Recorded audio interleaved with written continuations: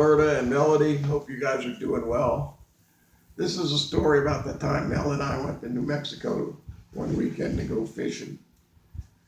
Back in the first couple of years we were in the Air Force together, it was Bill and me and Hamilton and Mel, and we did almost everything together.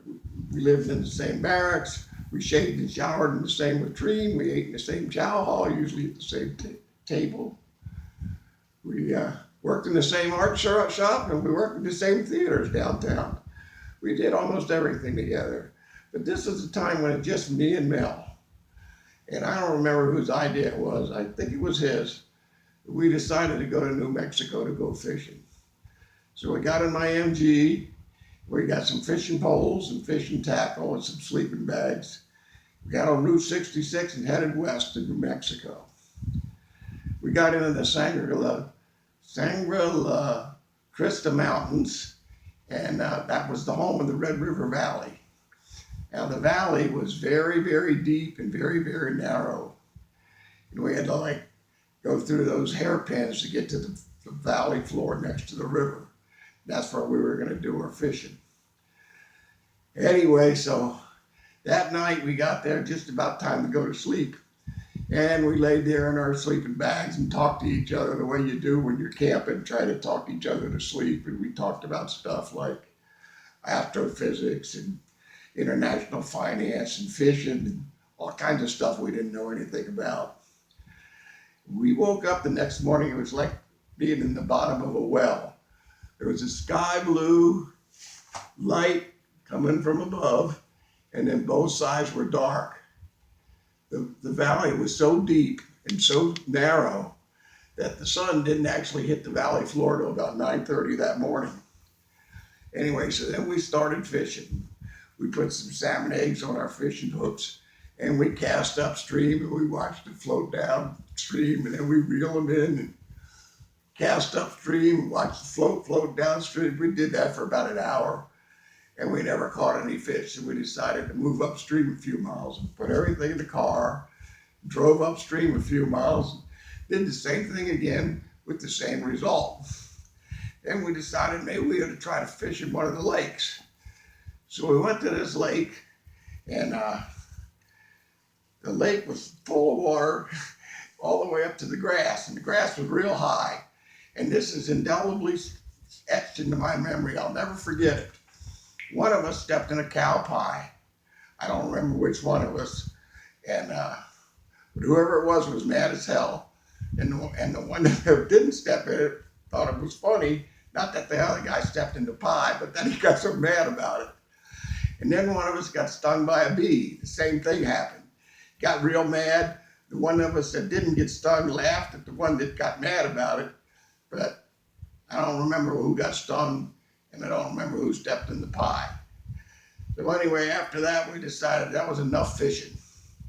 By then it was mid-afternoon, so we broke camp and decided to go into Taos, New Mexico. That was the closest town. Now Taos was an artist colony, and I don't know if we knew that. I didn't know it. Mel might have known it, but it was amazing. They had art galleries on every street and art museums all over the place.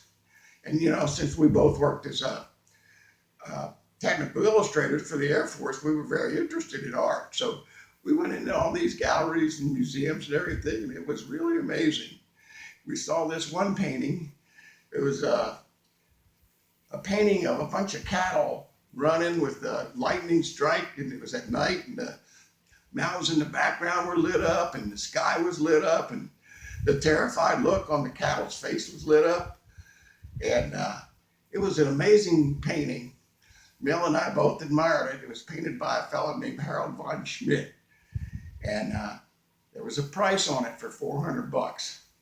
And we knew that if you bought a painting from somebody who was just up and coming, and then later on became famous, that the painting that you bought would be worth a lot of money. So we considered the pros and cons of buying this painting as an investment. But since we didn't have any money, we unanimously decided against buying it.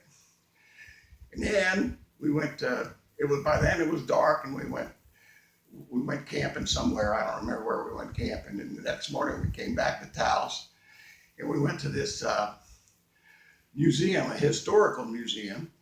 It was an adobe house that one of the original governors of New Mexico Territory lived in.